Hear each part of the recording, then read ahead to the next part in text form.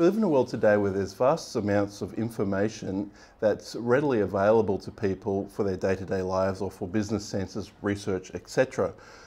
Typically, we use computers to access this information.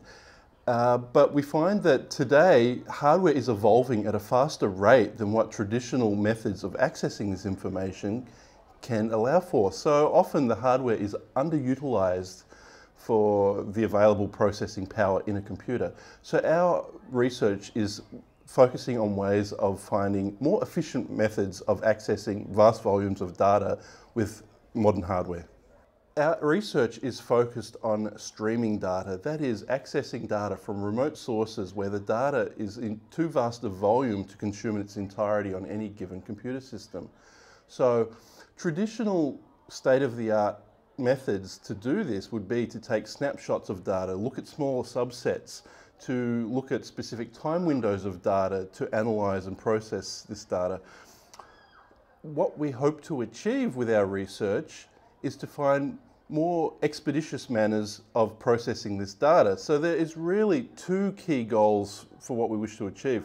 One, get more data into the available resources on any given computer system compared to existing state-of-the-art methods, and also to process that data at a higher rate. So we need to look at some unorthodox methods of doing so. Data is everywhere in our day-to-day lives, but looking at streaming data in particular, I can give some examples where it is of use right now and how processing it at a faster rate would be beneficial. For example, people use eBay. So we have on one side our auctions and on the other side people bidding on auctions. We need to correlate those bids as fast as possible against any given auction to resolve it. So that is one common example, but we can look at things where the data is more detached. For example, we may have weather systems around the globe, information on that, and aircraft movements around the world. We need to look at where aircraft are entering bad weather.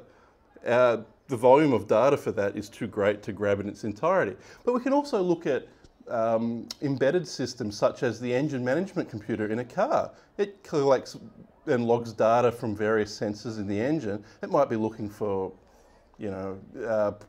upcoming problems or something in the engine, but it can't keep all that data at once, so it's got to look at specific time windows as well.